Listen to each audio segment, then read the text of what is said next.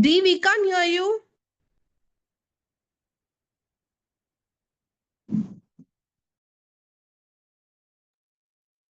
Can you hear me now? Yeah, thanks. So today is our second session on taking refuge in the three jewels, and we are very happy to have Venerable Thubten Kalden with us, and we're going to start shortly. Thank you.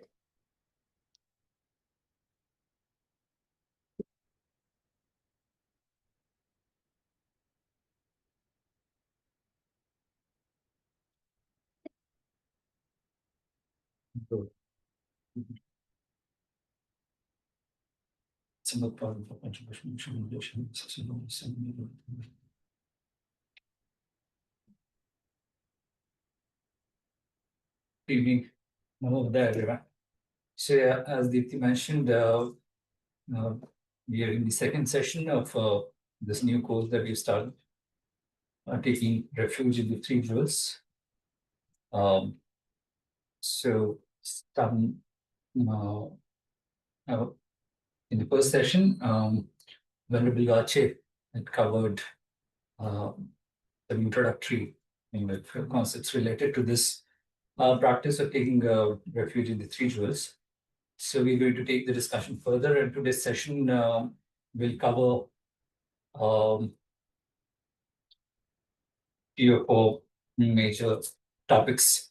First one being, first of all, what are the causes that one needs to cultivate in one's own continuum to set up this practice of taking refuge. What are those causes? And then we also identify what would be an ideal object of refuge. So what should be the characteristics of the ideal object of refuge? And then what is the process to take refuge? We also look at the characteristics of the three jewels of refuge. And then we also look at what are the benefits of taking refuge. And then conclude the discussion with identifying some specific advice related to this practice of cultivating refuge. So, as you know, one of the three jewels of refuge is the teacher, the Buddha himself. So, before we start our discussion, it would be nice if we can. We'll do a short meditation. We'll do a visualization meditation. We'll visualize Shakyamuni Buddha, and that will help us set up our concentration and also do a short motivation setting for the session. So if some of you may not be comfortable with visualizing Shakyamuni Buddha, you can use any other form or any other deity that you may be using for your visualization practice. I'll give you instructions to do the visualization for the Shakyamuni Buddha visualization practice. You can kind of map those instructions to whatever practice you are comfortable with. Okay, so posture is important. Make sure that your back is erect, shoulders are straight, limbs relaxed. And then you can rest your right palm in the left palm. Let the tip of the thumbs touch each other. And keep your chin slightly tucked in. Rest your tongue, the tip of your tongue. Rest it against the upper row of teeth, just behind them. And you keep your eyes either half open or closed, whatever you're comfortable with. If you're keeping them half open, then direct the gaze of your eyes just down the tip of your nose in the space in front of you. And then just take a moment to just pause all the chatter in your mind. Let it settle into the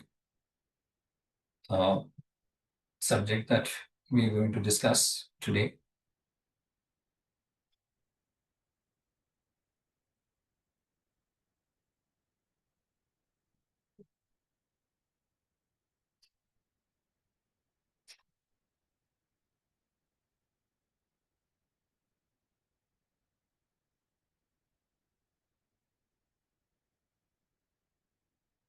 And then in the space in front of you, at a distance of about 2 meters, at the level of your forehead, visualize a large golden throne, beautifully adorned with all kinds of precious stones and jewels, and supported at its four corners by a pair of snow lions. The four pairs symbolize the four fearlessnesses that characterize the state of omniscience.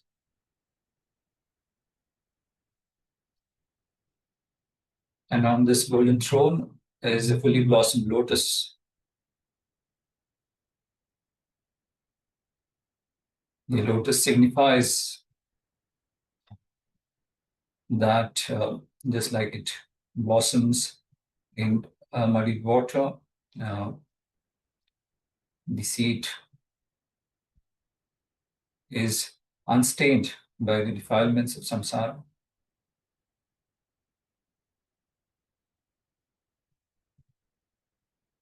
On the lotus is a sun disk. The sun disk symbolizes the wisdom aspect of the state of omniscience. And on the sun disk is a moon disk that signifies the illusory body of a completely enlightened being, completely enlightened Buddha.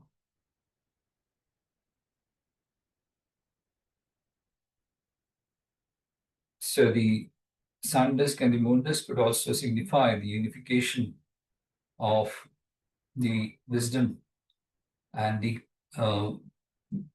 the clear light aspect of the omniscient state and the illusory body of the omniscient state.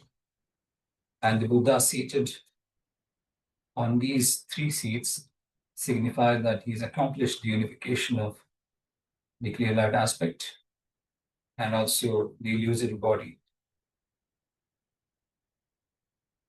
The lotus, the sun disk, and the moon disk could also signify the three aspects, the three principal aspects of the path: renunciation, wisdom, that is the right view, and bodhicitta. So on the seat of the lotus, fully blossomed lotus, the sun disk and the moon disk is seated our Guru, Shakyamuni Buddha, who is the embodiment of the omniscient mind of all Buddhas.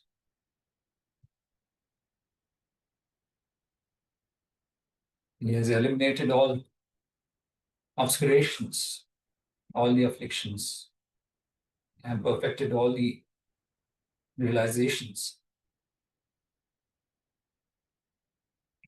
Guru Shakyamuni Buddha is indivisible with our root Guru.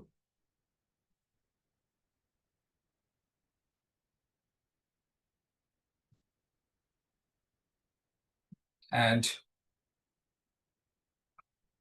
our root Guru, in the aspect of His Holiness, the Dalai Lama, he shows us the path.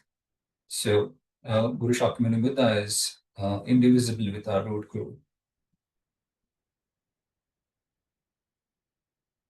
And out of compassion, he shows us the path to freedom from suffering in samsara and to the state of omniscience. So Guru Shakyamuni Buddha's body is magnificent. It's made of golden light, and he wears the three robes of a fully ordained bhikshu.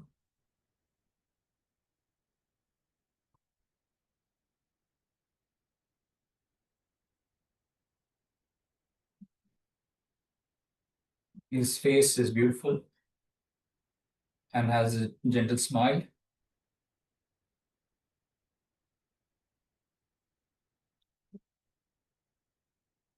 His eyes are long and fine, and they direct a compassionate gaze at me. At the same time, the gaze encompasses all the sentient beings in this world.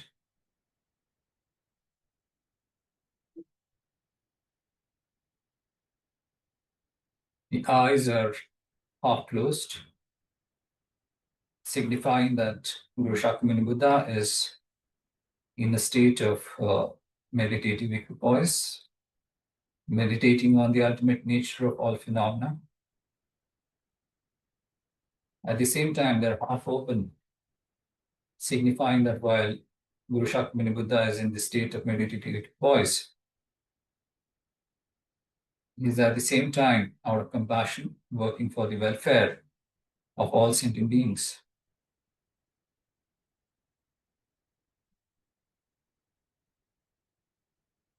His lips are red. His hair is dark blue-black in color, and each hair curls individually to the right.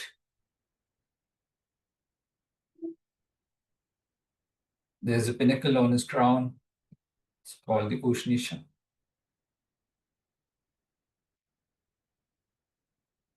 The palm of his right hand rests on the right knee, and the middle finger touches the moon disk,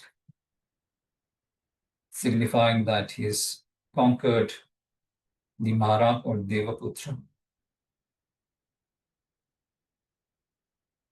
Left palm rests in the meditation mudra in his lap, signifying that he has conquered the Klesha Mara or the Mara of afflictions.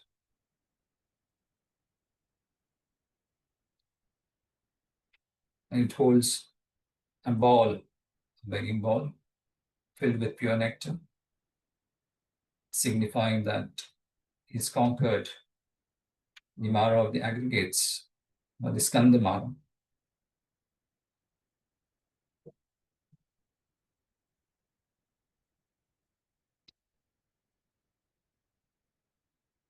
He sits in a Vajra posture, signifying that he's conquered the Mara of death, or Mrityu Mara, and is surrounded by an aura of light, the aura signifying that he's working for the welfare of all sentient beings out of compassion.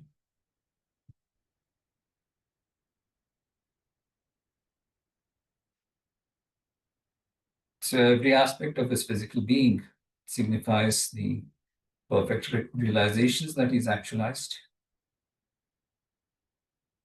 and also the causes in the form of merit that went into the actualization of these perfect realizations.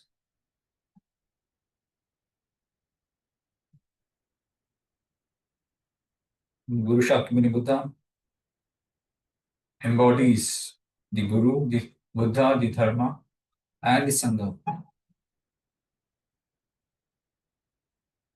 So all the jewels of refuge along with our Guru.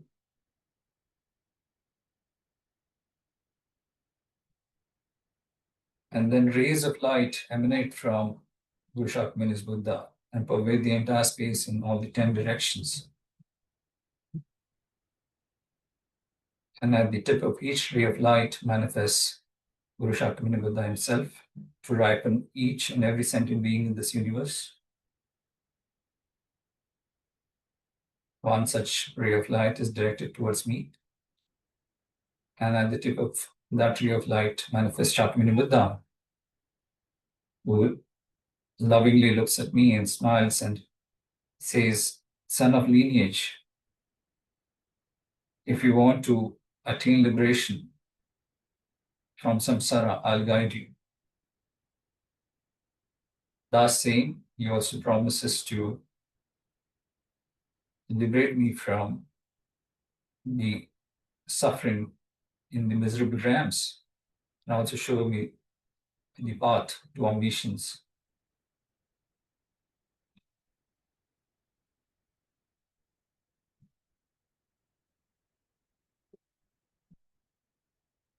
I, on the other hand, have taken infinite rebirths in this samsara, and yet I have not been able to liberate myself from the cycle of suffering in samsara. Yet, through some good fortune, through some positive karma from the past, I have got this human form in this lifetime, characterized by the 8 freedoms and the 10 endowments.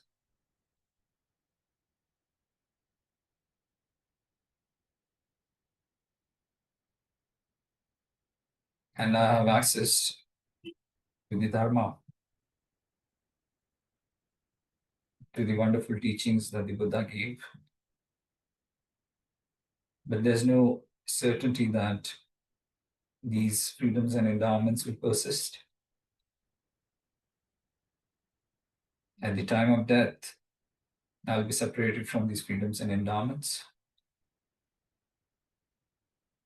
And there's no certainty that in the future, in my future lifetime, I'll have access to these freedoms and endowments. It's more likely, due to the negative karma that I've created in the past, that I end up in one of the low realms. And I'll have to endure a lot of suffering there.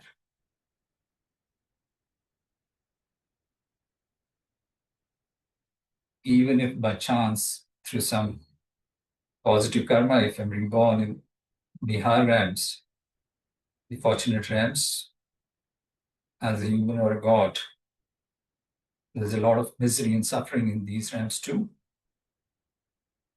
In the realm of humans, there's the suffering of birth, the suffering of illness, the suffering of aging, the suffering of death. And there's a lot of mental anguish, anxiety, and other forms of mental suffering that we have to experience. The same is the story in the realm of gods, who have to experience a lot of suffering towards the end of their lives. So even in the higher realms, there's no relief from suffering. So there's nothing to trust about samsara.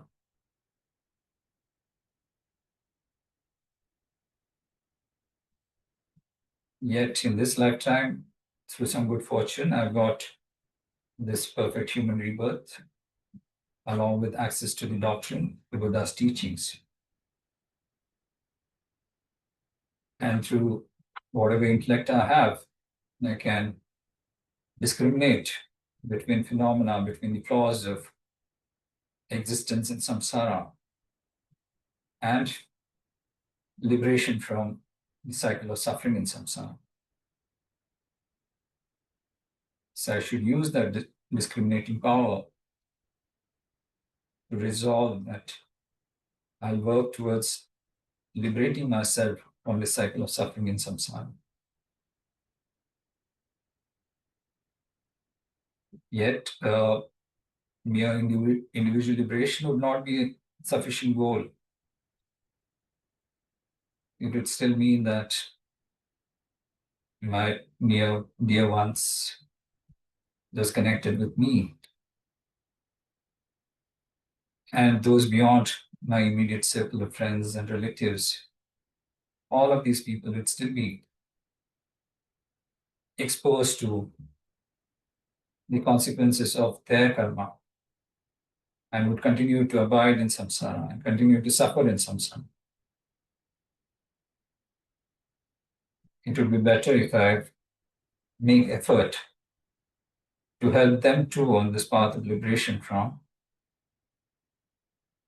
the cycle of suffering in samsara.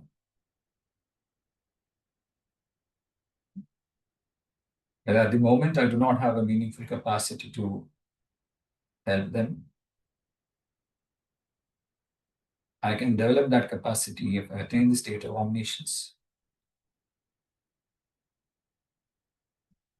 Because the omniscient Buddha has that capacity to help all sentient beings according to their spiritual maturity. So I too should aspire to attain that same state.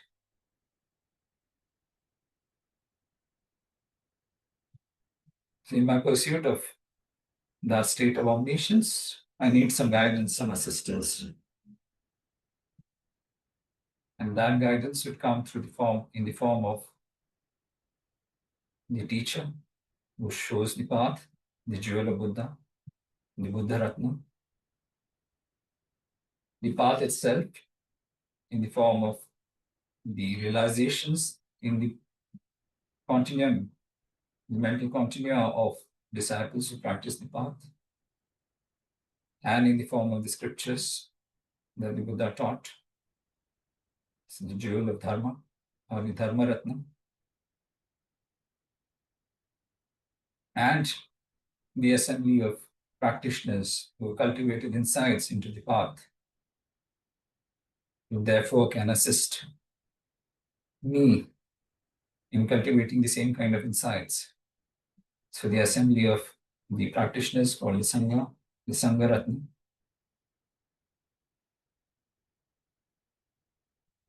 So these are the three sources of refuge that I should seek assistance from, guidance from in my pursuit of the ultimate state of omniscience.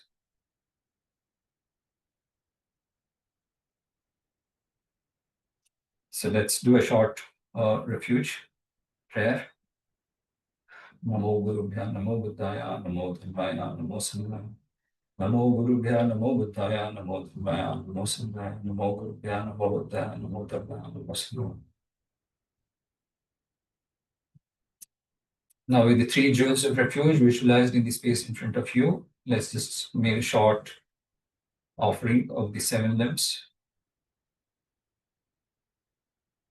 So the first limb is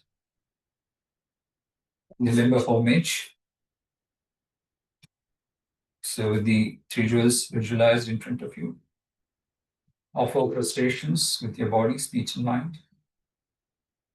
Visualize that the entire space is pervaded with yourself and copies of yourself. And then make full body prostrations to the 3 jewels.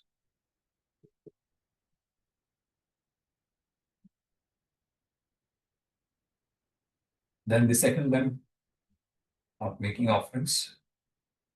So visualize that the entire space is pervaded with beautiful offerings, things that you deem to be precious, and extend these offerings, these clouds of offerings, to the 3 jewels.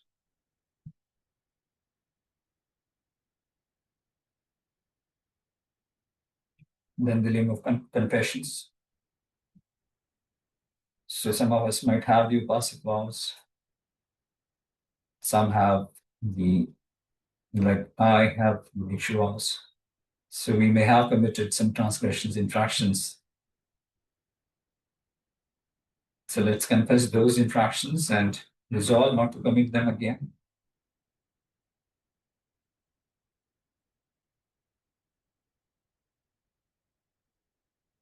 Fourth limb, rejoice.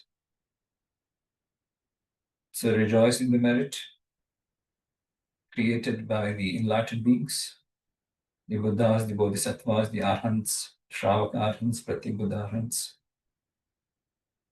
and other realized beings. Rejoice in the merit that they have created, are in the process of creating, and will create in the future.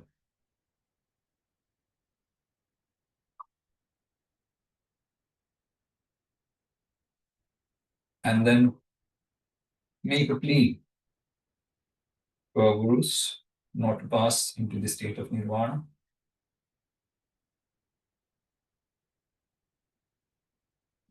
And to continue spinning the wheel of the Dharma so that we can benefit from access to the Dharma.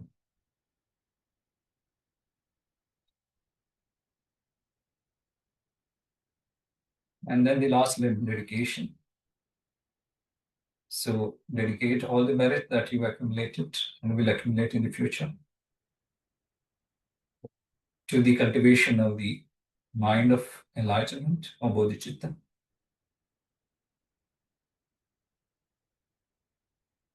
So let's just do a short Bodhicitta prayer.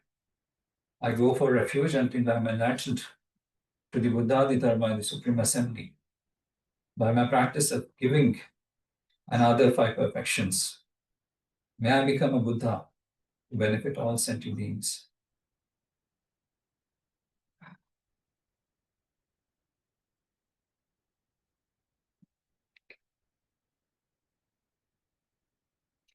Okay.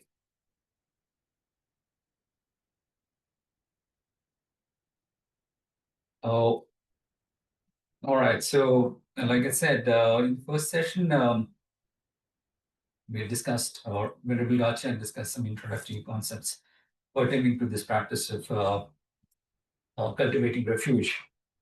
And now the starting point or the foundation of this practice of cultivating refuge is rooted.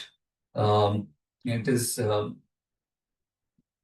rooted in a proper comprehension or understanding of the concept of suffering. So, without a proper comprehension, proper understanding of the concept of suffering, it would be difficult for us to cultivate refuge. So even the Buddha, when he gave his first sermon, the first sermon was about the Four Noble Truths. And in Four Noble Truths, he discussed the first noble truth was the truth of suffering. So why did he do that? It's because we need to kind of develop conviction that our very existence, our very being is characterized by suffering. It's an essential aspect of our being. Yeah. So it is absolutely critical for us to understand this notion of suffering, what it means. Yeah, we all have some understanding of what suffering means, physical suffering means. But what is described here in the truth of suffering is something that goes beyond our normal comprehension of suffering. Yeah. So there are three different kinds of suffering that is spoken of. There's the suffering of suffering, which is the physical suffering. Then there's suffering of change, and then there's the all-pervasive condition suffering. So we need to kind of understand all these three different kinds of suffering properly in order to help us with the cultivation, in the practice of cultivating refuge in the three jewels. Specifically, for us as Mahayana practitioners, our goal, like we did at the start of the session, we started the session by cultivating the mind of enlightenment. And what is it? The mind of enlightenment is a mind that aspires for the state of omniscience, but with a specific purpose. What is the purpose? The purpose is to cultivate a capacity so that we can help other sentient beings. So that's all done on the premise of this practice of compassion, because we have cultivated this immense compassion, intense compassion in our mind streams. It's on the basis of that compassion that we cultivate this aspiration for omniscience. Yeah. Again, how do we cultivate compassion? What is compassion? How do you define compassion? Yeah, so wish for other sentient beings to be free from suffering and its causes, right? So in order for us to actualize that wish, give proper shape to that wish, we need to have a proper understanding of what the suffering is and what its causes are. So again, in order to cultivate this practice of bodhicitta also, cultivate the mind of enlightenment, we need to have a proper understanding of suffering. So it's absolutely essential. It's an imperative to develop, even as Mahayana practitioners, not only for the lesser vehicle, the lower vehicle practitioners, even for the greater vehicle practitioners. It's imperative that we need a proper comprehension of the concept of suffering. So when we speak of suffering, as I said, there are three different kinds of suffering that the Buddha spoke of: the suffering of suffering, then the suffering of change, and the all-pervasive condition suffering. And now, with respect to the first suffering, also we have a very limited perspective of that suffering. We need to kind of extend and the understanding of that, the first form of suffering also. And for that, we need to have a proper comprehension of the presentation, the Buddhist presentation of cosmology. Yeah? So there are different realms that Buddhism speaks about. And then there are different kinds of beings that are born in these realms, that inhabit these realms. And each of these realms is characterized by a different kind of suffering. So, what are the 5 different kinds of beings that Buddhism talks about? Gods, Gods, yes. amigos, Yes. animals, beings, human beings. Human beings, yeah. And the gods, again, there could be a further division as gods and demigods. So, depending on what presentation you were speaking about, there could be either 5 different categories or 6 different categories. So, we need to understand what is the specific kind of suffering that one could experience in each of these realms. Yeah. And what is the general kind of suffering that one could experience in each of these realms. So all the suffering that we experience is a result of the actions that we engage in, right? The karma that we create. In fact, in the previous session, maybe that point was discussed by Vendu Bigachi. We need to kind of preface this understanding, this discussion on cultivating refuge in the practice of understanding what the law of karma entails. Yeah. So, based on what kind of karmic actions, what kind of consequences can one experience in terms of the environment one is born in, the kind of behavior that one could exhibit, yeah, and what kind of immediate conditions that you're blessed with or endowed with. So, again, understanding the concept of suffering is kind of rooted in understanding the law of karma. So, this entire world, whatever experiences that we experience in this world, these are all functions of the karma that we create. That point is very eloquently highlighted in Vasubandhu's text on Abhidharma.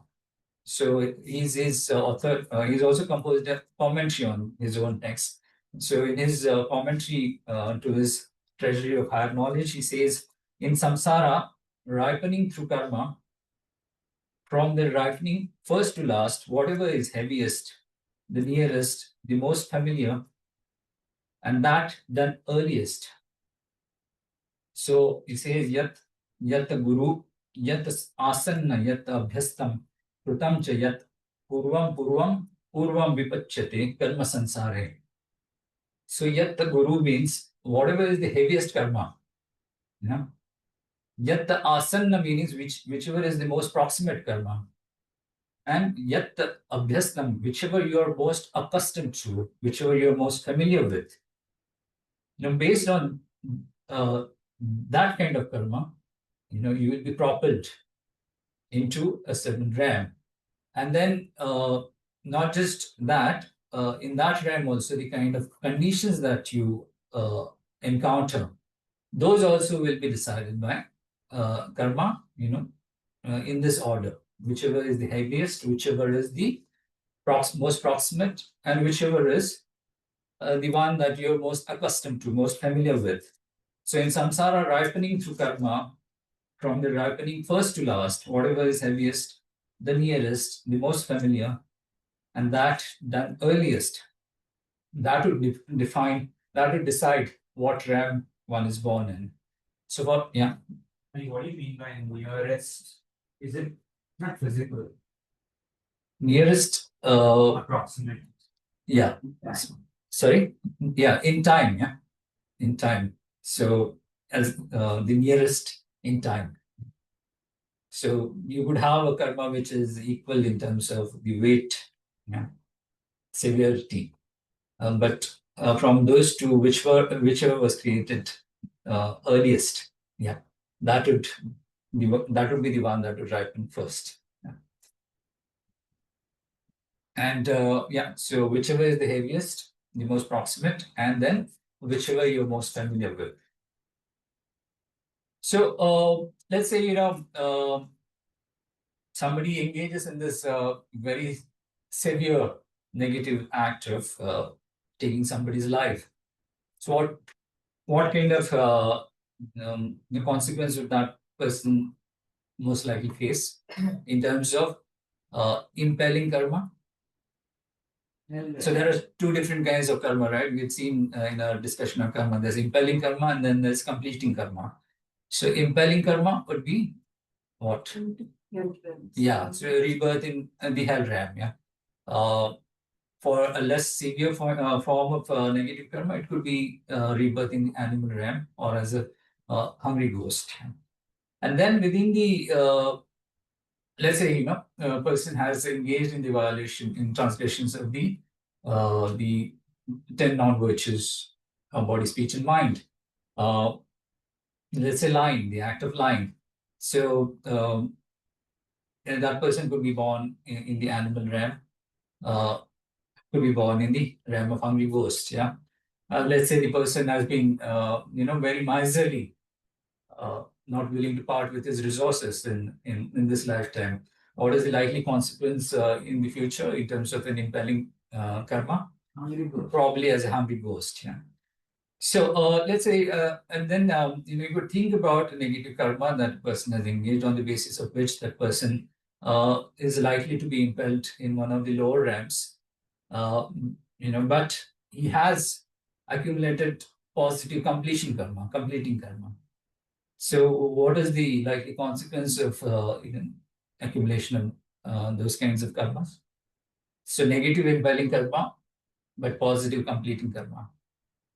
Can you think about an example? Any? Yeah, yeah. Yeah, that's the most popular example, right? So taking rebirth as a dog, a domestic animal in a good household. Yeah. So because of lack of good morality in the past, you create negative impelling karma.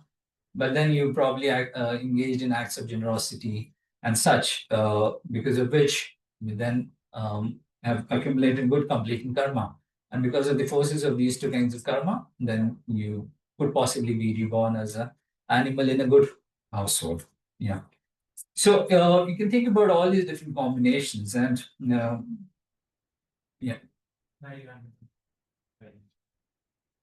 There's also causes and conditions that are necessary for karma to ripen. Yeah.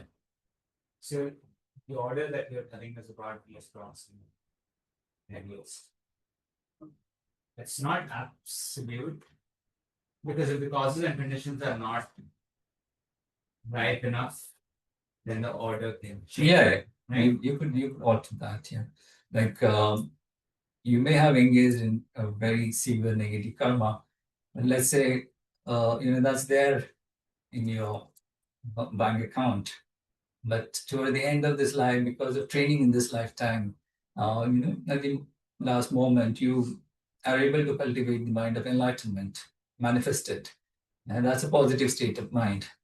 Yeah, and that would act as the immediate cause for the impelling karma to be activated. Yeah.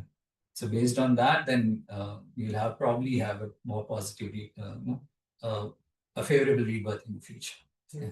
Does that mean that the next nearest good karma ripens in that order? Next nearest meaning? So I'm thinking that there is a specific order in which karma is created and also ripens. Yes. So, because virtuous states of mind are developing at the time of. Yeah. So there is a specific order. Is it like this is virtuous, non-virtuous, virtuous? Yeah. Is that how it is? So yeah, whatever is the heaviest need not be only negative. Correct. Yeah, it could be a positive state of mind also, right? Let's assume that the nearest one is not negative, but the next nearest. So because what the circumstances are virtuous, the next nearest, heaviest, most proximate positive karma ripens. Yes. Is that the order? Yeah, that's right. That's clear. Okay, so based on what karma you've accumulated, you could be reborn in one of the 5 different realms. Now, most of you are familiar with the suffering that one can experience in the lower realm. So let's speak about the suffering that one can experience in the. So first of all, we spoke about the 5 realms. These 5 realms again can be further divided in terms of planes of existence, right? So the gods, for example, there are different kinds of gods. There are the desire realm gods, there are the form realm gods, and then the formless realm gods. So they inhabit different kinds of planes of existence based on the kind of practice that they've cultivated. For example, if you have cultivated the practice of the first absorption state, then you are born in a certain realm in the form realm, certain plane in the form realm. If you've cultivated the second absorption state, then again there's a different realm that you're born in. If you cultivated the formless samadhis, you're meditating on infinite space, or nothingness, based on that samadhi, then you will be born in one of the 4 planes in the formless realm. So there are how many in total? How many different planes of existence are there? Yeah, yes. 7.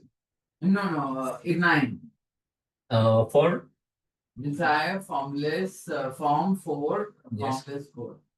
Okay, so within the form realm also, for the 4 absorption states, there are different levels in which you could go born. So for the 4th absorption state, for example, there are 5, 6 different kinds of planes. So in all, there are 31 different planes of existence. Out of which there are the 5, the lower ones. So what are the 5? There's the hell realms, then there's the animals, then the hungry ghost, the plane of the demigods, humans, and then the gods begin. So there are the desire realm gods, or there are 6 planes that they inhabit in the desire realm, and then there are 4 in the formless realm, and then there are 16 in the form realm, 16 different planes of existence in the form realm. So these are the 31 different planes of existence in the form realm. So let's talk about the first, what do you say, the most severe form of suffering that we experience. It's in the realm of the hell beings, right? So within the realm of hell beings, there are different kinds of hells that the text speaks of. Any idea what? Cold health, hot health. Yes. Yeah. Intermediate health. Yeah. So there are 4 different kinds of hells that the text speak of. There's the hot hells. There are 8 different kinds of hot hells. And then there are 4 intermediate hells. There are the 8 hot. There are the 8 cold hells, and there's something called the occasional hells. Yeah, occasional hells apparently can be found in the human realm. Yeah. So, sorry. Yes. Yeah. So the 8 hot hells. There's the we can speak about the suffering in the 8 hot hells. The specific kind of suffering that a being in the first hot hell would experience, as opposed to the being in the most severe 8th hot hell could experience. But there is a general form of suffering that the hell beings experience. What is the general form of suffering that they experience in the hot hells? Suffering or something. Yes, but what exactly is physical form of suffering? Because of the heat, right? So because of their unique physical form, they have large bodies, and but the skin is very delicate. Apparently, it's like the skin of a baby. So any kind of unfavorable condition is very discomforting to them. And then the heat that exists in those hells, it's really strong. It's very powerful. Like you can imagine the heat that one would experience in the sun, million times more than the heat that one would experience in the sun. So the 8 hot hells, the suffering of heat is the general kind of suffering that a person would experience. And then, as we discussed, there are these 8 hot hells. The first one is called the hell of continual resurrection, where you're hacked by your fellow dwellers, you faint, and then you're revived again. so that you can suffer again. So and that happens every day for 100 times. And apparently the lifespan in these in this hell is 1.6 trillion human years.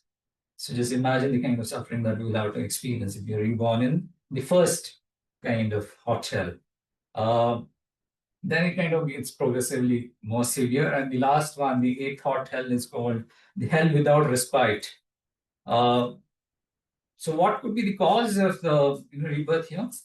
Heinous crime. Sorry? One of the Five. Yeah, 5 inexpiable sins, right?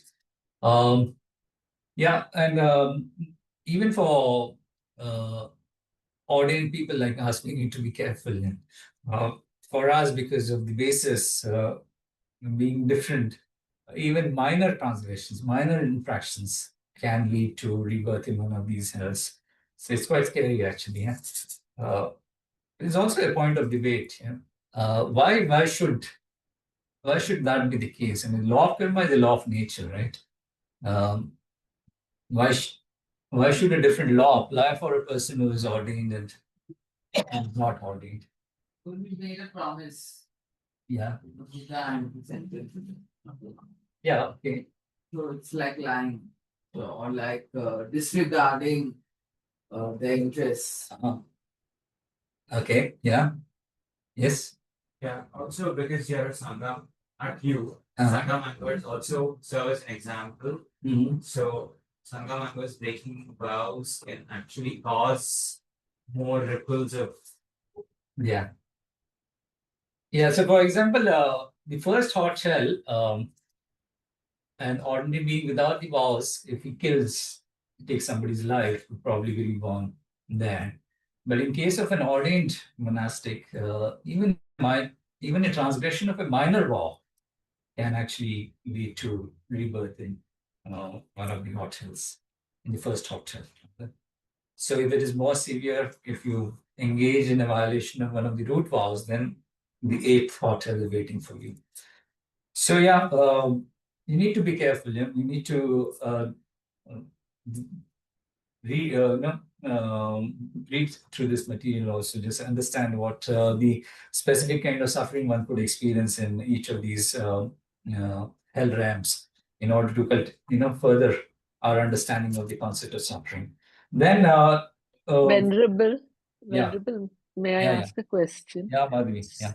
So, on what basis, not on what basis, like how have they come up with how have they known that these hell realms and these specific kind of hell realms and this kind of stuff is there in lying in wait for us? Like how has that knowledge been uh, conceived or Yeah. got or Okay.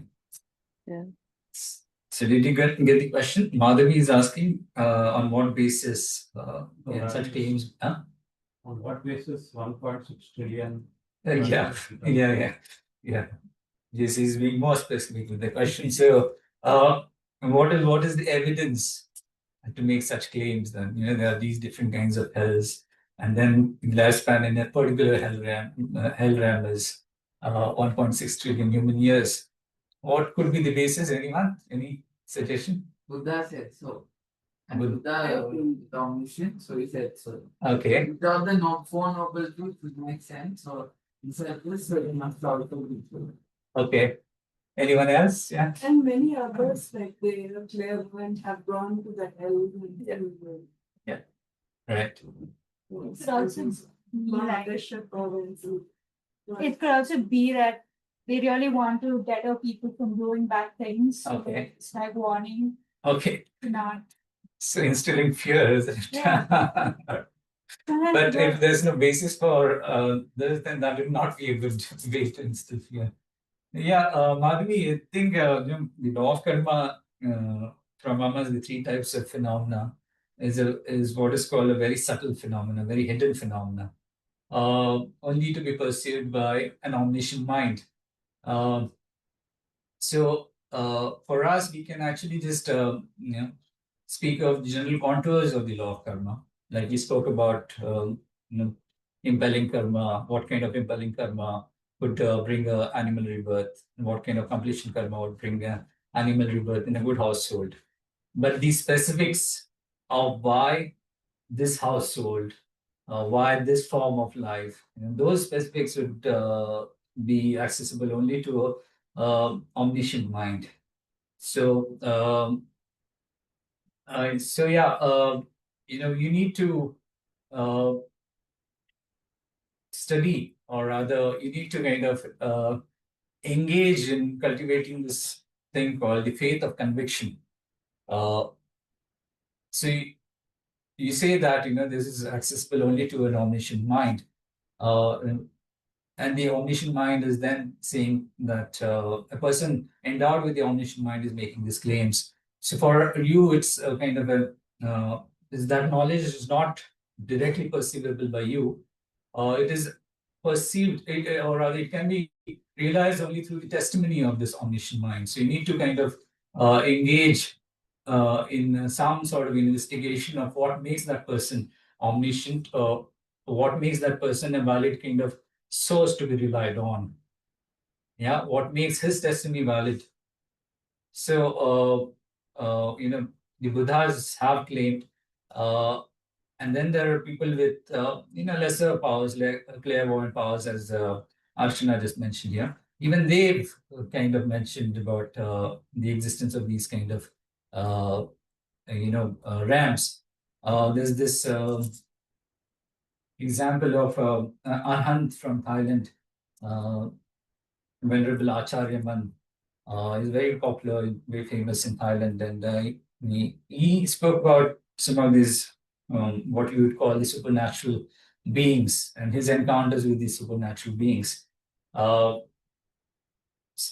He's acknowledged to be an arhant in Thailand. So, we need to kind of look at the testimony of these kind of valid people, and then develop this faith of conviction.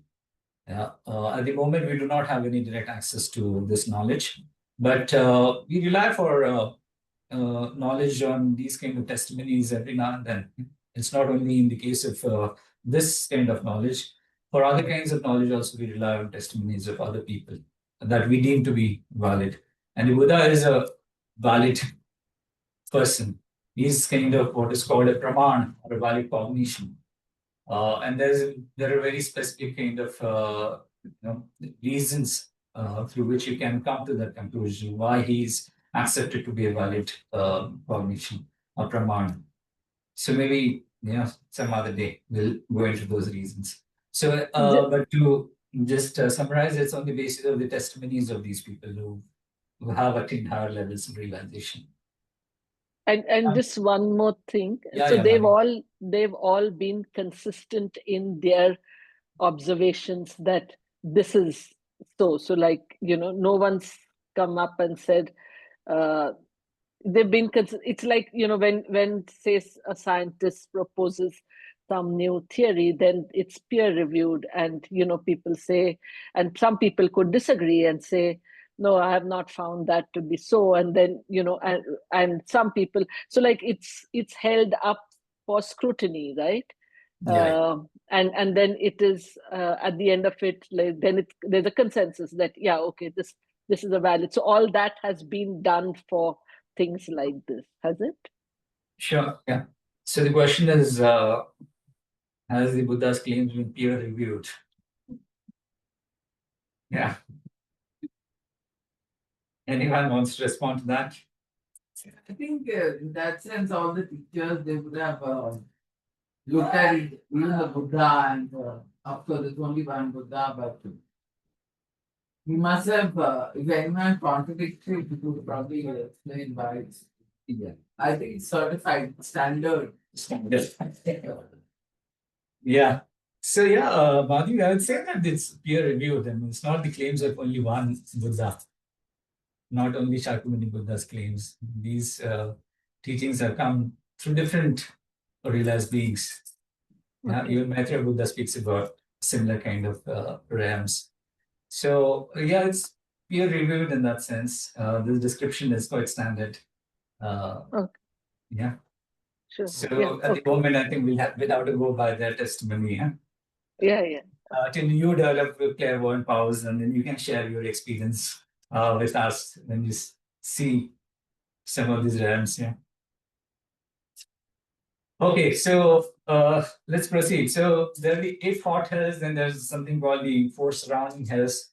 Very fancy names to them. The first one is called the fiery trench. Second one is called the swamp of putrid corpses. Third one is called the plain of razor sharp knives, and the fourth one is called the uncrossable torrent. So we won't go into the details of all these different hells. Then there are the 8 cold hells. Again, can you think about the general suffering that a person would experience in the cold hells? Very intense cold, yeah. So there's no warmth at all, and it's so dark apparently there that you can't see the movement of your own arms. There's no light from the sun, no light from fire. There's absolutely no warmth. Absolutely no warmth. So there are 8 such cold hells, and each one is kind of progressively colder than the previous one. So the first one is called the hell of blisters. Then the last one is called the hell of great lotus-like cracks. Apparently, your skin kind of keeps cracking because of the cold, like the lotus cracks open when it blossoms. And then the lifespan for the first hell is 9.6 trillion human years. For the 8th cold hell, it's 12.3 billion trillion years. So an incomprehensibly long lifespan. And then there's something called the occasional hells, which are apparently in the human realm. So there's this example of a person who was a butcher, and he was fortunate enough to have met a disciple of the Buddha, Arya Katyayana. And Katyayana gave him some teachings, and this butcher promised him that he'll stop butchering, but not during daytime, only at night time. I wouldn't butcher at night time because it compromises my livelihood. So as a consequence of his actions, he was born in a place, in a house. It resembled a palace, and the man himself was born, and he was surrounded by 4 beautiful goddesses. At night, the man he would experience a lot of happiness and bliss, like bliss experienced by God. But by daytime, the house would become a burning, burning iron kind of cage, lit by fire. And the goddesses that surrounded him would turn into 4 ferocious dogs, and the dogs would then eat the flesh of this person. So after sunset, things would revert back to a more pleasant kind of environment. So this was a consequence of the promise that he made to Aryakatyan, and that he would not take any life in the night time, but daytime he will continue butchering animals. So this is an example of an occasional hell. Apparently, it exists in the human realm. So this is the suffering of the hell beings. What is the general form of suffering that a person would experience in the realm of hungry ghosts? Sorry? Thirst and hunger, yes. Again, specifically because of the kind of physical form that they have. So they have enormous bodies, enormous tummies, big heads, but very tiny kind of necks, throats, and very tiny mouth. And they have very fragile kind of arms and limbs, and uneven number of arms and limbs apparently, and because of which they find it very difficult to even walk. Yeah. So the kind of difficulty that they experience is much higher than an old person in the human realm would experience, and they have to support enormously big bodies. Their entire body is wrinkled, necks are extremely thin, limbs, as I said, are extremely fragile, and they go without food and water for hundreds and thousands of years. and because of which there's absolutely no blood or pus in the body. Are these meant to be taken literally, or are they just a sort of, like symbols, for people to abstain from bad and to do good? So these we have people make like stories, Yeah. so that people just abstain from doing bad, but then maybe people take it literally and say, yes, they're going to be there for 20 million years, and and all the elaborate sort of things, and it's found in other religions also. So the thing is, these are just symbolic things and not to be taken very literally. So there are two different perspectives. Shama mentioned the other perspective. Maybe it's symbolic. What do the other people think? Is it Must be literal? real. Huh? Literal. It must be literal. Although we can't imagine. Yeah. Yeah. I think it's lit. Yeah, that's Like personally saying. Yeah. Yeah. Again, as I said, we have to go by the testimony of our teachers and our gurus. So it is literal. It's not just symbolic. Like even Buddha spent one lifetime Yeah. in hell and just for one being. Yes. Then for a moment or so. Whatever. Correct. Yeah. Yes. So, like whatever you are seeing, that's a reason. Yes. Probably. So it is actualist, literally. It's not merely symbolic. Yeah. How is it the state of mind in this life itself? Some of these things in my experience. That's a different kind of perspective. But even if it were just a state of mind, the suffering would be actual. Yeah. Right. Yeah. But the realms would still have to exist. Yeah? It's not symbolic as other people are suggesting. Even if it's just a state of mind, suffering, of course, is ultimately a state of mind, right? It's a mental experience. What we experience here is the sensation which is then picked up by the mind, and it's the mind that suffers, right? The input is physical, but if it is just a state of mind, it still means that suffering is actual. Okay. So yeah. Input output. Yeah. CPU. Yeah. But Okay, so But the- venerable, yeah, if it was Yeah, a yeah, state of, if it was a state of mind, then the Yes. state of mind can be changed, isn't it? yes, That so it couldn't be just a state of mind, because then one could come out of the hell situation by Yeah. changing our minds. So it's probably more than a state Yeah. of mind, is what I'm thinking. yeah, that's right. Yeah. So if it is merely a state of mind, then you could just alter the state of mind through training, and you could release yourself from Wish that. people- Yeah. So okay. So the general state of suffering in the realm of the hungry ghosts, yeah, because of their unique physical form, yeah, they have these these suffering experiences because of external conditions as well as internal conditions. External conditions, like for example, they have this perception of they have this mirage, like perceptions where they see water and trees laden with fruit, and they walk hundreds of kilometers, and then they show up at that site, and then there's nothing there. So they have suffering through these kind of external obscurations. And then the internal obscurations is because of the unique physical form that they have. They have knots in their throat, in their neck, and it's very difficult for them to swallow food.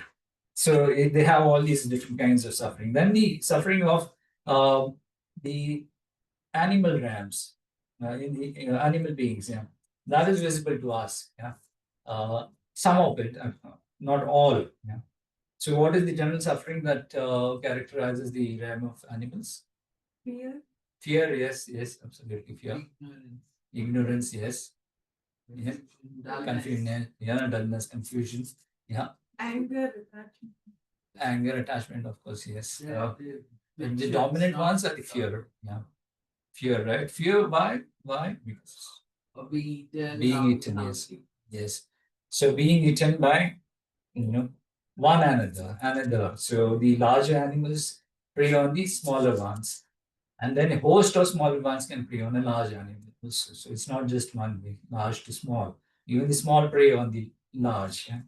And of course, they are stupid and united, ignorant. They don't know whether they're being led to a slaughterhouse or being led to pasture to be fed. They experience heat and cold, hunger and thirst, and they're made to work. So we exploit them, yeah, for their strength, yeah. Then there's particular kinds of suffering. So there's suffering that we see of the animals in our surroundings. And that is the suffering of the more dispersed kind of animals. But there's the suffering of animals in more crowded kind of environments. And most of the animals in the animal realm actually inhabit crowded environments. Most of them are marine, submarine rather. Yeah. So they live in very cramped kind of spaces in the depths of the great oceans. And then those that live on the top, they compress the ones living underneath them. So the higher animals kind of press down on the low ones. So that's that's a particular kind of suffering that the animal in the overcrowded environments experience, and those in the dispersed environment, like those we see in our surroundings, the kind of suffering that we just spoke about, exploiting them for work and all that. So these are the different kinds of suffering. So we need to have some comprehension of these different kinds of suffering. And like we discussed at the start of the session, in this lifetime we've been reborn in this human form with the freedoms and the endowments that characterize the human rebirth. But there's no guarantee that we'll have human rebirth in the future. Yeah, because we do not have any process, any control, any influence over the process of certain kind of karma in our mind streams happening at the time of death. Now, if we don't have control and we are completely powerless, then it's possible that we are impelled in one of the lower realms. And then what will be the kind of suffering that we experience in one of the lower realms? So we need to develop this understanding, and based on that understanding, develop some conviction in this reality. And then it kind of gives a proper impetus for us to cultivate the practice of refuge. So we'll take a 5-minute break, and then we'll continue the discussion. After the break, we'll start the discussion on what are the causes that help you cultivate refuge, and then what are the objects, what defines an ideal object of refuge, and then what are the objects of refuge, and what is the way to cultivate refuge, and what are the benefits of cultivating refuge. Okay, so we'll take a 5-minute break. Need to pause this.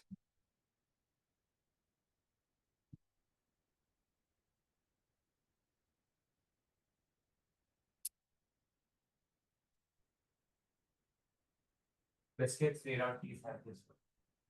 We'll be back in 5 minutes.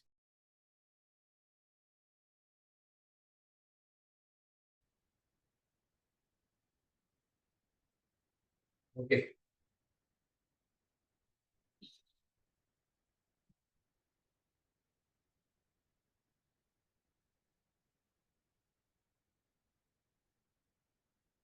So when we speak about the graduated path to enlightenment, we usually speak about 3 gateways or 3 doors. What are the 3 doors that we normally speak of? Righteousness, landlessness, emptiness. First one was? Body, speech, and mind. Wishlessness and restlessness. Okay. Three doors of 3 liberation. gateways, 3 entry points. The 3 entry points on the path to omniscience. So the first gateway is? Moscow being. Yes, so renunciation, right? First doorway is renunciation. The second one is, or rather, the first one is before renunciation, there's something else that comes. Wish for higher rebirth. Yes, wish for higher rebirth, right? So, strictly speaking, a person who does not have wish for higher rebirth is not considered to be a Dharma practitioner. So at the least, that's what he needs to have. And then on top of that, if somebody cultivates renunciation, then he develops this wish to be freed from the samsaric suffering, right? What is the nature of renunciation that is cultivated? It's a spontaneous kind of genuine wish that is manifest in his mind stream day and night to be freed from the suffering in samsara. And what is the suffering in samsara? We just saw an example of the kind of suffering that one could experience, not just in the lower realms, but also in the higher realms. Now there's another gateway that we speak of, the gateway of refuge. So what is the refuge used? If you haven't cultivated renunciation, for example, then you haven't actually entered the path of liberation. But if you don't have refuge, then what is it used as, or what is refuge used as a marker for? That's what makes you a Buddhist. Yeah. So it's used to kind of identify somebody who is a Buddhist as opposed to a non-Buddhist. But does it pervade that a non-Buddhist is a person who does not have refuge in his mind stream? Yeah, so needs So to be there's one defined. which has the tenets of Buddhist tenets, and one that has Buddhist like wish, some kind of refuge kind of thinking. Right. So yeah, strictly speaking, I mean, it may not be a sufficient marker to identify somebody as a Buddhist or a non-Buddhist. And a non-Buddhist also has refuge in his mind stream, but he has his own definition of refuge. He's identified his own source of refuge. So you can't say that he doesn't have refuge in his mind stream. He relies on his refuge. Refuge in the three. In the three jewels, yeah, but he could also have refuge in some three jewels that he's defined for himself. Yeah, but so refuge in the three jewels, that is coming closer to identifying the marker. Yeah. Refuge in the second jewel, particularly the refuge of the Dharma, refuge in the Dharma jewel. So when you speak about refuge in the Dharma jewel, you're actually saying that the person has taken refuge in the Buddha's Dharma, which is the Dharma of Anityata or Anatmavad, selflessness or emptiness. Yeah. So a person who has taken refuge in that path, that Dharma, that has to be a Buddhist. Yeah. Any person who does not subscribe to that refuge obviously is not Buddhist. So in order to cultivate this refuge, then you need to rely on some initial preliminary practice. So what is that initial preliminary practice? What we just discussed. It acts as a cause, this understanding of the suffering that characterizes samsara, whether it's the lower realms or the higher realms. And then on the basis of that understanding, one would then go about cultivating refuge in his mind stream. And then he has to identify what is an ideal object of refuge. So the first one is the causes of going to refuge, going for refuge. So the causes are twofold. Does anyone know what the causes? Fear. Yeah, fear, healthy fear, not just induced kind of fear, a fear through your own analysis and investigation. Yeah. Reasoned fear, I would say. Yeah. Reasoned. Why? Because you reasoned the nature of being in all the different realms in which you could be reborn. You know that your very existence is kind of defined by some form of suffering. Even in the higher realms, although there may not be physical suffering in the higher realms, there's other form of suffering there.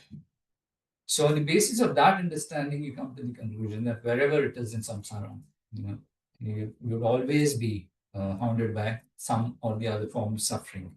So that's reason fearing, a reasoned kind of fear of the miserable realms and the higher realm also.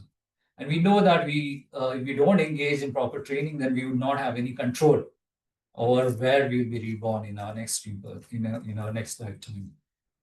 And at the moment, we are absolutely powerless under the under the power of karma. And the law of karma is simple. Virtuous karma brings in positive effects, happiness. Non-virtuous karma brings in suffering. And what is more dominant in our conduct is the latter, non-virtuous karma. And because that is more dominant and more frequent and more numerous, it's more likely that we'll be born in one of the lower realms, in one of the miserable realms. So we need to cultivate this understanding, yeah, and develop conviction in this. And then the other aspect of the causes for the other cause rather for cultivating refuge is this conviction that there is some sort of a source for refuge, somebody who can help me, protect me, shield me from this kind of suffering. Somebody or something, yeah. And we need to identify what that kind of source of refuge could be. So the first one we've already dealt with. The second one, what kind of object of refuge to take refuge in? So what could be the characteristics of the object of refuge or the desired characteristics? We suffer because we are under the influence of karma and afflictions. So you would not want to go to refuge to another entity which also is exposed to the same kind of forces of karma and afflictions. So what do you want in the object of refuge? You want something that is free from the influence of karma and afflictions. So something that is flawless in these respects. And not just flawless, who's also cultivated all the good qualities of like the positive mental states that we spoke of, bodhicitta, compassion, and all that. Yeah. So we need an object of refuge that is free from fear of being reborn in the lower realms. We need an object of refuge which is transcended suffering in samsara. So we need an object which is characterized by these two qualities. And we also need an object of refuge which has perfected qualities like compassion and omniscience. So small scope, medium scope, and greater scope. It's actualized all these. Yeah. And these are available in the three jewels of the Buddha, the Dharma, and the Sangha. So these, the Buddha, the Dharma, and the Sangha would become an ideal object of refuge. In case of the Dharma, usually we associate it with the scriptures or the teachings of the Buddha in the form of scriptures that we read or recite or study from. But it's not just the mere scriptures, it's also the realizations in the mind streams of his disciples. So that is the actual refuge, actually. So his scriptures and the realizations in the mind streams of ordinary non-Arya beings, that is a conventional kind of refuge. The ultimate refuge would be the realizations in the mind stream of beings, Arya beings or noble beings who've had a direct perception of emptiness. Yeah. So the Arya beings themselves are the ultimate Sangha refuge, and the realizations in their mind streams are the ultimate Dharma refuge. So any assembly of the Sangha members, bhikshus, for example, would be what? Conventional Sangha refuge or an ultimate Sangha refuge? It would be a conventional. But if the bhikshus happen to be Arya beings, then that would be ultimate Sangha refuge. So what are the reasons that make these refuges suitable as objects of refuge? So the Buddha is a fitting refuge. Why? Because he has freed himself from the influence of karma and afflictions, klesha and all the avaranas, all the obscurations. And he's also abandoned the two kinds of obscurations. What are the two kinds of obscurations? The cognitive and the afflictive obscurations. So the klesha avarana and the neya avarana. And not just that, he's also skilled in a lot of different ways. He's perfected what is called skillful means, the practice of skillful means, on the basis of which he can actually customize the instructions in relation to the spiritual maturity of the disciples he is preaching to, or sermonizing to. So he liberated even great sinners like Angulimala. All of you have heard about Angulimala. He was a great, he happened to attain the state of Arhantut. But prior to that, he was a dacoit who had murdered 999 people and was on the verge of murdering Shakyamuni Buddha himself. But then Shakyamuni Buddha showed him the path, and he realized that he was making a grave mistake by continuing with this practice of killing people. And then he became an Arhat later on. The Buddha also showed the right path and helped his cousin Nanda, who had a very peculiar kind of disposition. He had very strong craving and lust in his mind stream. So the Buddha, showed a path which is customized for him, for his spiritual maturity and disposition, and he helped Nanda attain the state of Arhanthood. And then he also had skillful means which he deployed to train other sentient beings and show the path to other sentient beings, like there's this class of creatures called the yakshas. So there are all different kinds of beings, the yaksha, the nadas, the kumbhandas, and lots of different kinds of beings. They're all part of the realm of gods. So there's this specific creature called Harithi. She was a yaksha, and she was a child-eating yaksha. And Buddha showed her the path, and she then became a devotee of the Buddha, and probably became a stream enterer later on. So he has this practice. He's perfected this practice of skillful means, and he has equanimous compassion, as in he does not differentiate between those who are near to him and those who are not near to him. So equal compassion for everybody. And it's out of this equal compassion that he works for the welfare of all sentient beings. So these are the reasons why Buddha would be a fitting refuge for us to seek refuge in. So he's the ultimate refuge. He's also perfected the realize the personal and collective aspiration. What is the personal and collective aspiration? Anyone? Personal. Personal is happiness for oneself, smooth suffering for oneself. Yeah. What is the collective aspiration? Or communal capability, aspiration, or other directed aspiration? capability to be others. Right. Others. Okay. Yeah. So that is the end goal, but the means to do that. Yeah. So we speak about the four kayas of the state of omniscience. So there's the truth body on one side, and then there's the form body on the other side. The form body has two, the Nirman Kaya and the Sambhog Kaya. So it's through the Nirman Kaya that he educated us, trained us. Without access to the Nirman Kaya, we would not have access to his teachings. And then there's the Swabhavik Kaya and the Dharma Kaya on the other side. So those are the realizations of the first type, the personal aspirations. And then the latter two are those for the collective aspiration. So he's perfected all these realizations, and he's perfected all the true cessations using the true paths. So that's the reason why the Buddha is an ideal source of refuge. In order, how do we cultivate? So because he's a true source of refuge, the path that he showed also becomes a true source of refuge. And then the assembly of people who practice that path also becomes a true source, which all flows from his practice, his attainments.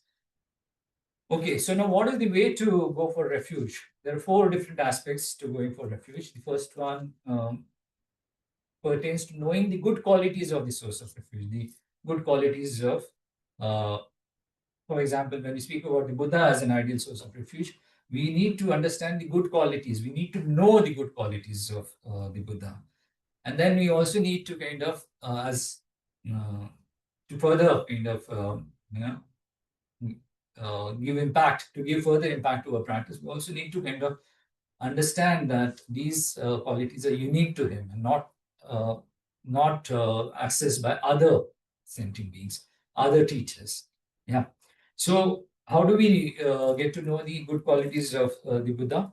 So we need to kind of understand the good qualities of his body, his enlightened body, his enlightened speech, his enlightened mind, and his enlightened activities.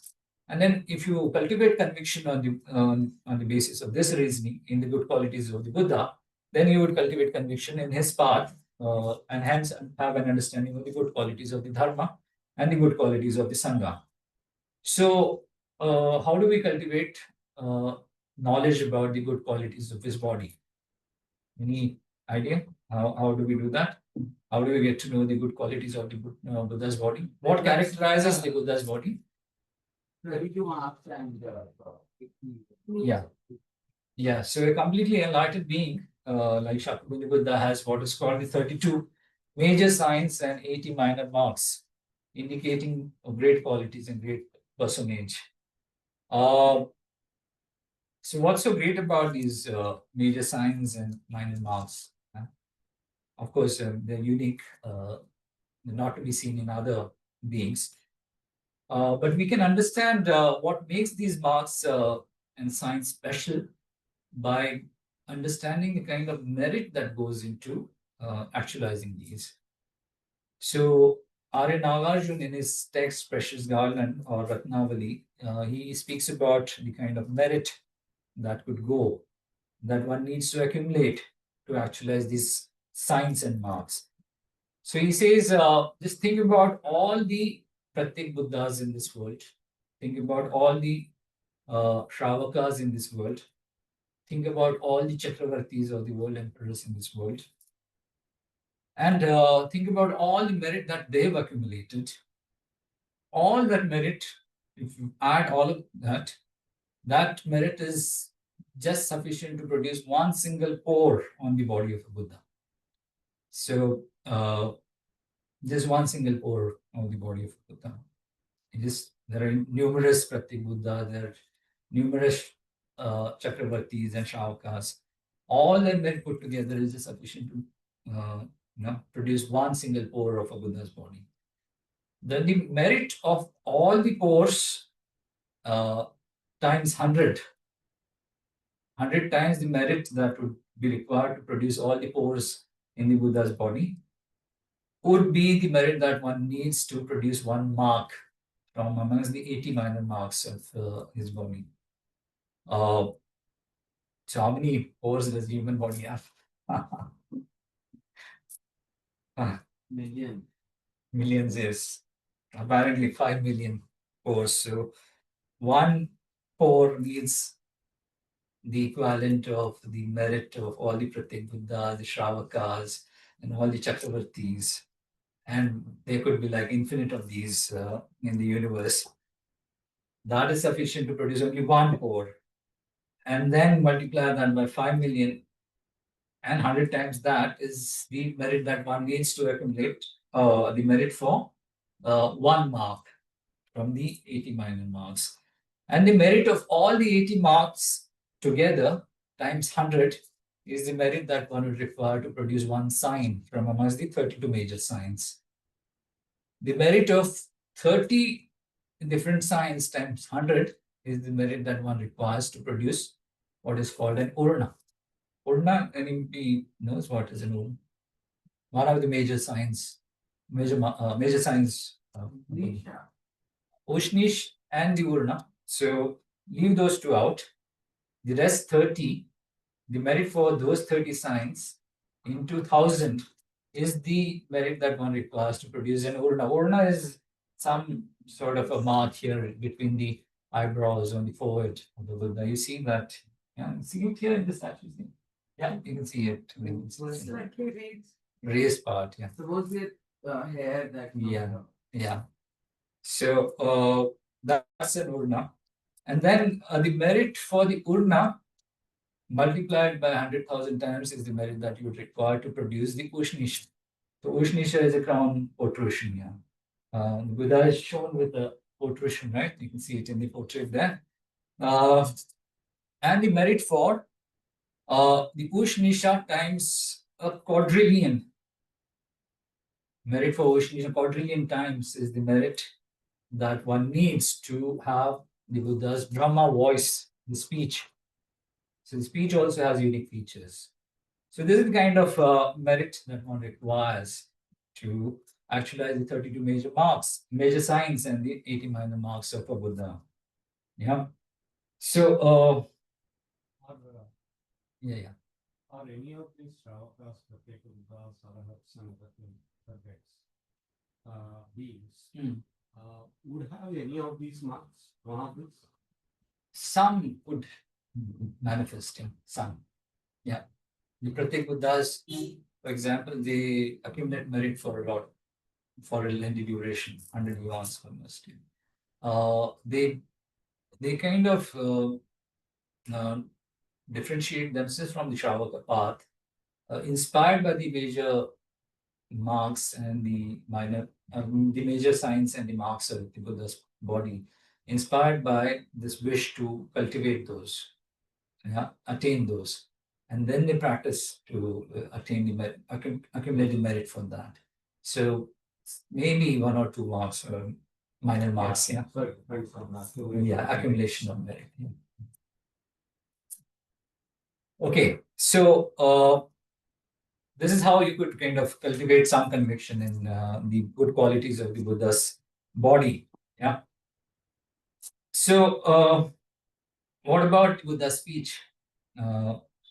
So again, the Buddha's speech is supposed to have very unique qualities. Apparently, if various people were to pose a question to the Buddha, different question to the Tathagat simultaneously, then with a single utterance, he could simultaneously answer all the different questions in each being's language and at the level of each person's, disposition or maturity or faculties. So this is another quality that the Buddha's speech has. And in order to test, whether the Buddha's speech is characterized by these qualities, is one of his 2 major disciples, Arya Maudgalyayan. He was, well versed with all the magical powers. So he had this power. He had cultivated these samadhis where he could travel far distances. So he, on one occasion, he traveled to see whether the Buddha's speech carries, how far it carries. As it's claimed that it carries far off distances. So he tried to test this. So he traveled past many Buddha fields in the universe through his miraculous powers to measure the carrying power of the Buddha's speech. And he found that no matter how far he traveled, and the farther he went, however far he would go, he would still hear the Buddha's speech clearly, as if he was sitting in his presence in front of him. So that's the power of the Buddha's speech. So what are the good qualities of the Buddha's mind? We discussed some of them. Of course, he's attained the state of omniscience, and he's cleared away the 2 kinds of obscurations that prevent one from attaining the state of omniscience. So because of having cleared away the cognitive obscurations, he can, while sitting in meditative absorption on absolute truths, he is aware of conventional truths also, and hence he's able to customize his instructions according to the spiritual disposition and maturity of the disciple. And he's perfected the practice of love and compassion. So he has great love and compassion towards all sentient beings, uninterrupted, non-stop. It's not like one moment he has, then he has to contemplate again. And no, every moment of his mind is suffused with absolute compassion and absolute love. Yeah. And all this has come because he's practiced, because of the course of familiarization ever since he entered the path. He entered the Buddha's path or the Bodhisattva path on the basis of cultivating the mind of enlightenment, which is on the basis of cultivating compassion. So he's familiarized himself over a period of, 3 periods of countless yawns. And because of that, he's perfected these practices of love and compassion. So these are the qualities of the body, speech, and mind. So what are the good qualities of the Buddha's enlightened deeds? So because of these unique features of the Buddha's body, speech, and mind, when a person encounters the Buddha, when he sees the Buddha's body adorned with the marks and signs, as I said, the Pratyek Buddhas, for example,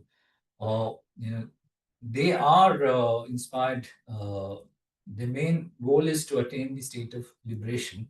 They are not seeking omniscience, but they're still inspired by these marks and signs, and they want to accumulate the necessary merit to actualize these marks and signs. So they kind of conduct their practice accordingly. So they're inspired by this. So even the ordinary people are inspired by these marks and signs, and they cultivate faith in that person, and then they start practicing the path that he advocates. Because of his enlightened speech, he has the ability to teach Dharma to different beings of different spiritual maturity. And because of his enlightened mind, he's able to kind of help those sentient beings, actualize this harvest of good qualities or virtuous qualities in their mind streams. So these are the good qualities of the Buddha's enlightened deeds. Yeah. So is there a definition for the first jewel of refuge, which is the Buddha Ratna? Yeah. So there's a definition that the text provides. Maybe some of you might be interested in the technical definition. I'll just cover this definition and we'll pause for the day.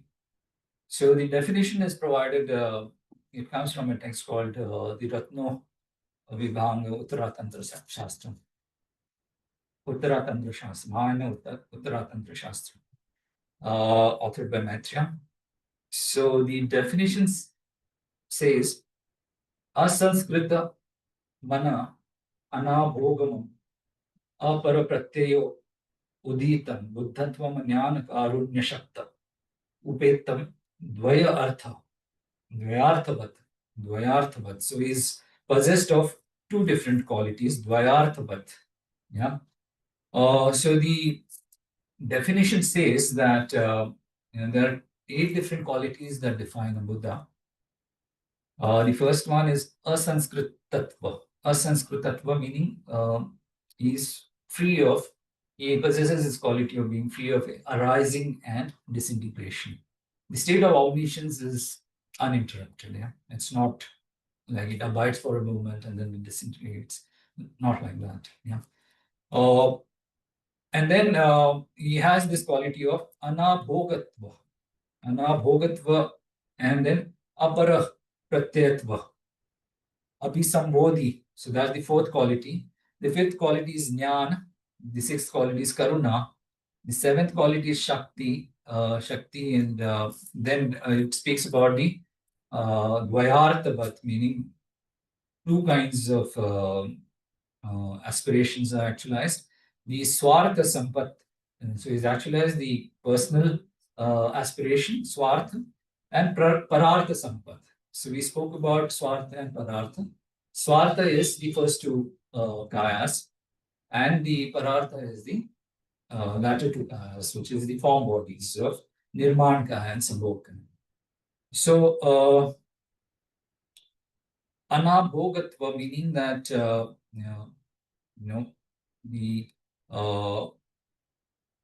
so the kind of perception that the Buddha has, he has direct perception of all phenomena. So that perception cannot be matched by anyone else. And the kind of knowledge that he has through that perception, again, cannot be expressed by any term, by any kind of sound, or any kind of thought consciousness, any kind of thought. Yeah. Parapratyatva, meaning it does not have to depend. The state of omniscience is independent of other external conditions. Abhisambodhi, meaning he has this perception of all ultimate and conventional phenomena. Then he has the quality of jnana and karuna. Karuna and Shakti rather. Karuna is compassion, of course. And then this Shakti of the skillful means. Yeah. And all these, so the first three are part of the seventh quality, rather can be aggregated or subsumed in the seventh quality, which is Swarth Sampatta. And the latter three, or the fourth, fifth, and the sixth, are part of the can be kind of subsumed in the eighth quality. So essentially, you're talking about the seventh and the eighth quality, which is the Swarth Sampat and the Pararth Sampat. So these are this is the definition of the Buddha Ratna, the jewel of Buddha. Yeah, asanskritam, anabhogam, aparam, pratyaya uditam, buddhatvam jnana karunya shakta, upetam dvayarthavat.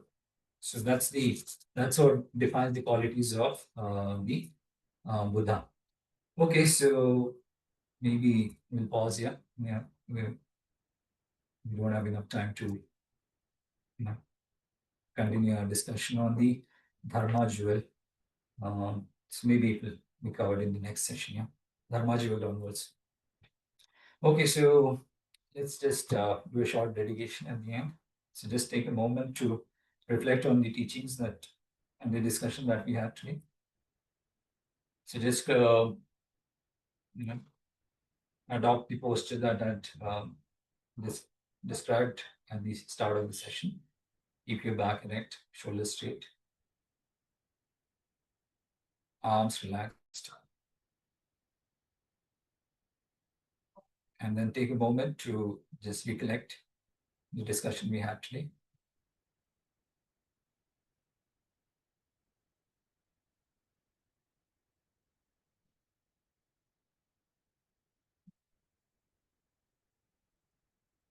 So we discussed the general and the particular forms of suffering that one can experience in the lower miserable realms.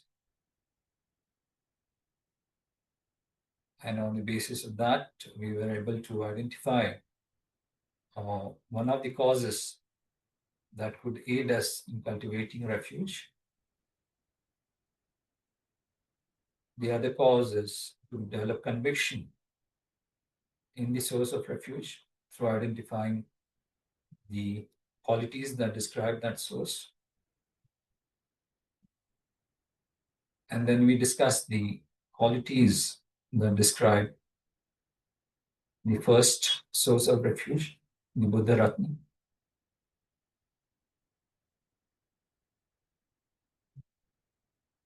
So just recollect those qualities.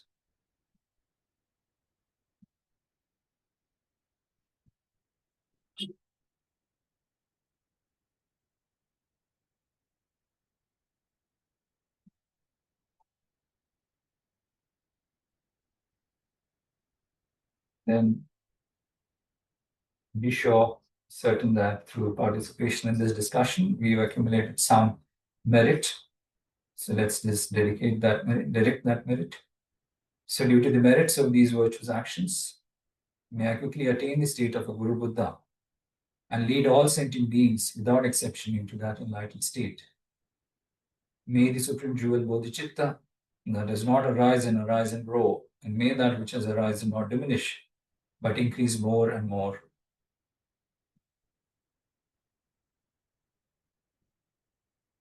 Okay. Thank you very much for your time and patience. Okay, homework for you. We say three jewels of refuge or the three Ratna. So why are these three sources of refuge called the Ratna? Yeah. In Tibetan, it's the word for the three jewels of. And Yes. So rare is one of the qualities, yes. So there are specific kind of Vendible qualities. said it last time. Okay. Rare and something else. Valuable. Okay. Sublime. Yes. Sublime, yes. Anything else? There's 6 different qualities.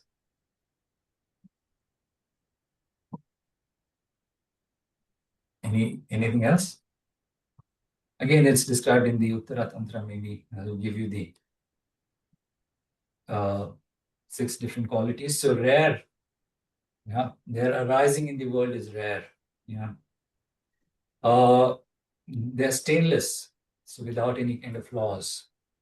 They're luminous or clear, endowed with the power of clairvoyances. They're in the form of ornaments, fearless in thought, in that they think about virtue, compassion, bodhicitta, and nothing else. They are magnificent at the elemental level, so endowed with all kinds of supreme qualities and immutable, not subject to the hold of desire or hatred. So those are the 6 reasons. Ratnani durlabha utpadam nirmalatvat prabhavata loka alankara bhutatvad agratvan nirvikarataha. So Ratnani durlabh is rare. Durlabh utpadan, so their production is rare. Nirmal is without any kind of stains. Prabhavat is to be luminous. Luminous because they are possessed of this clarity and possessed of the power of clairvoyances. They are described as ornaments because they are peerless in thought. They think about virtue all the time and nothing else. So Loka Alankar, so they are like the ornaments of this world. And then Bhutavad, so elemental magnificence endowed with all kinds of supreme qualities. Yeah, all qualities that they possess are supreme. Can't think about anything that betters them. Yeah. And immutable, nirvikar. Yeah. So those are the reasons why they're described as Ratna. In Tibetan, the word is kuncho. Kun is to be rare. Pompo is rare, and chog is supreme. So rare and supreme. But these are the 6 different qualities that describe it.